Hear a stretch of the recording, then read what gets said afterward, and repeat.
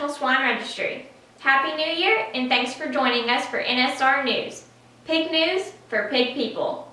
You've probably heard the saying, new year, new me. Well, that certainly seems to be the theme around the NSR office. We have several exciting projects planned for 2017, and one of which is what you're watching. NSR News will be your one-stop shop for the most up-to-date happenings in our organization and your source for industry news. Let's start by taking a quick look back at a successful 2016.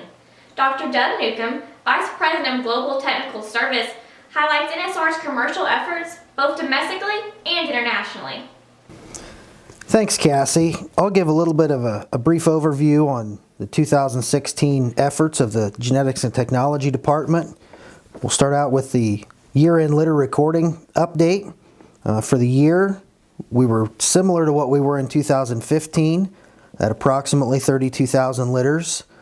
We really jumped and had an expansion in the international business. Our four partners in China were up almost 1,500 litters for the year. We also perform nightly genetic evaluation runs each business day, and this includes over 8 million animals in the database with greater than 2 million performance records. On the domestic side, I participated in several domestic events that would have included highlights such as the Iowa Pork Congress, the World Pork Expo, Trade Show and Exposition. I attended the National Pork Industry Conference and made presentations at the American Association of Swine Veterinarians and Layman Swine Conference.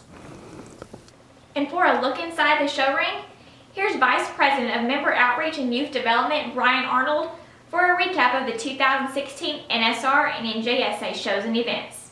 2016 will certainly go down as a record year in terms of participation at NSR and NJSA events. And we really would like to attribute this directly to the extreme growth of the National Junior Swine Association, which is now the nation's largest purebred youth livestock organization with more than 13,000 members.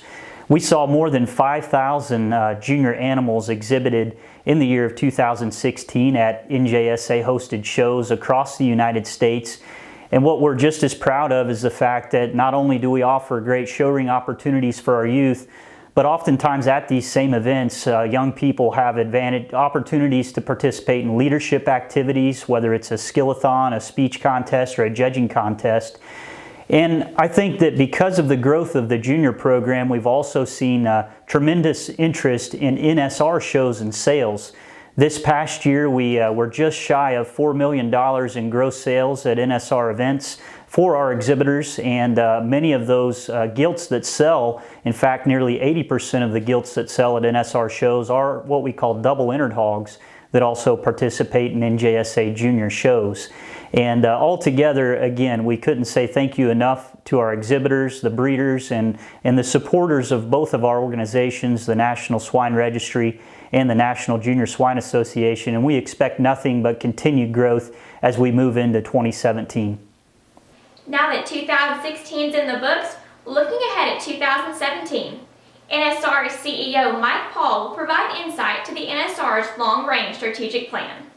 Okay, one of the exciting things that started in 2016 for the National Swine Registry was the implementation of a new long-range strategic plan. We've been discussing this program for a couple years here and things, and found a person that we wanted to facilitate the program there. Kevin Oshner from Accelerate there out of Colorado has served as our facilitator.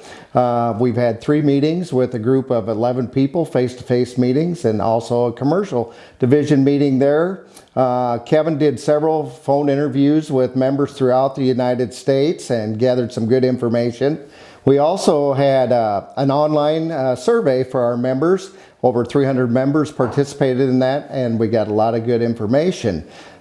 We feel it's very important to do a long-range plan. We haven't really done one since 1998. And at that time, of course, we were struggling a little bit with the industry and the finances in that part and the economics of that. And one of the things that did come out of that plan at that time was the formation of a junior program. And in 2000, the National Junior Swine Association was formed, and we've moved forward since then. The importance of this program is to evaluate how we do business, and what we can do better and provide opportunities for our members. We look forward to seeing the results of that. There's been some great information gathered.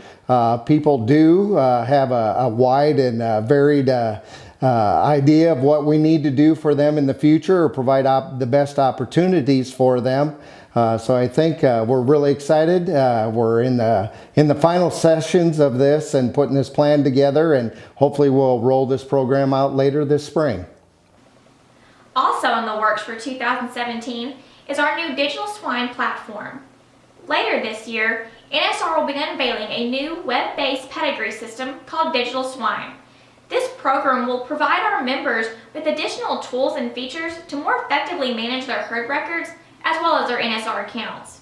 Be looking for more information about Digital Swine later this spring. The 2017 Southeast Regional and Wintertime Conference are right around the corner.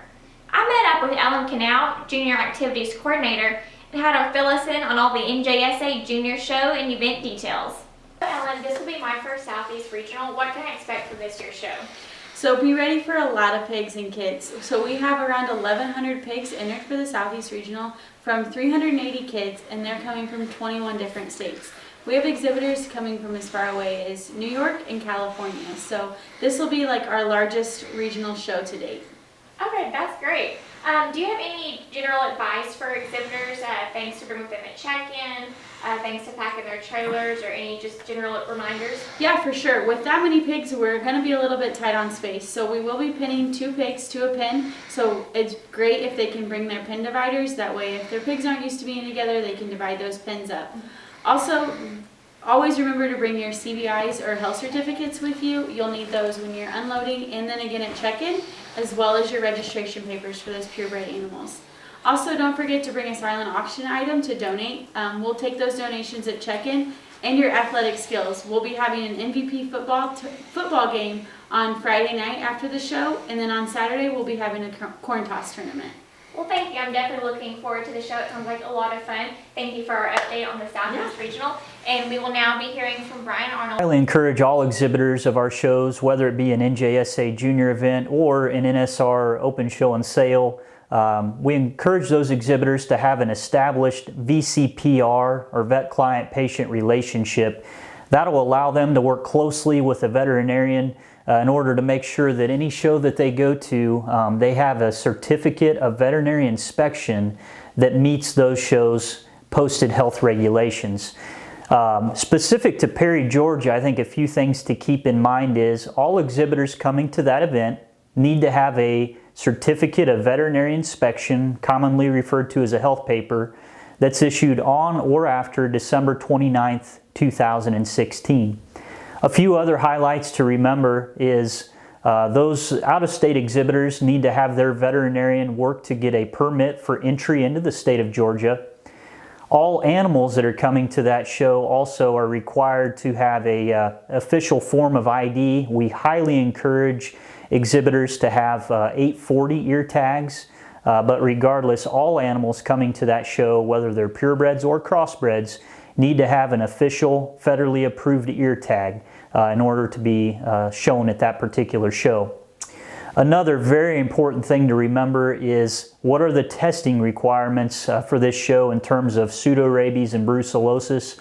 And because the state of Georgia doesn't consider the NJSA Southeast Regional or our Wintertime Conference Open Show as a 4-H or FFA show, all animals need to be blood tested on or after December 29th, 2016 for both pseudorabies and brucellosis. Really, the only exception to that rule would be if an exhibitor has a validated herd where they do quarterly testing and work with a veterinarian to keep their herd validation up to speed. In that event, they just need to make sure they list those validation numbers down. Finally, statements. Oftentimes we'll have statements that are specific to maybe a few diseases or viruses out there, and it's important that you and your veterinarian understand that as well and list those statements on the CVI. The best rule of thumb before a show that I could give any exhibitor is to review the health regulations, print those out, and sit down with your veterinarian ahead of time. Make sure all of those regulations are met And please review those CVIs before leaving for the show to avoid any potential confusion upon arriving at the event. In fact, in this January issue of the Seed Stock Edge, the first issue of 2017, Cassie did a tremendous article that will highlight several things to remember in terms of health regulations, why they're written, and maybe how they're established. And we'd encourage you to also be looking for that in the January issue of the Seed Stock Edge. Thanks for that information, Brian. Now get out your calendars and mark down these important dates and deadlines. The entry form for the Southwest Type Conference is now online, and entries are due February 1st. Visit nationalswine.com/shows to register. Now it's time for our NSR Trivia Challenge. This week we turn back the clock to Perry, Georgia, where this winter type conference champion Yorkshire Gilt was purchased and then went on to produce the grand champion Gilt overall at the 2016 National Junior Summer Spectacular. Can you name the breeder and pedigree of this former winter type conference champion Yorkshire Gilt along with the year that she sold? Be the first person to post the correct answer as a comment on this post on our Facebook page and be entered into a drawing to win some free NSR gear. Always stay connected and updated on the latest NSR and NJSA news by visiting our website, nationalswine.com, and following us on social media. We look forward to you joining us for our next episode, Monday, February 6th. Until next time, thank you for tuning in to NSR News, Pig News for Pig People.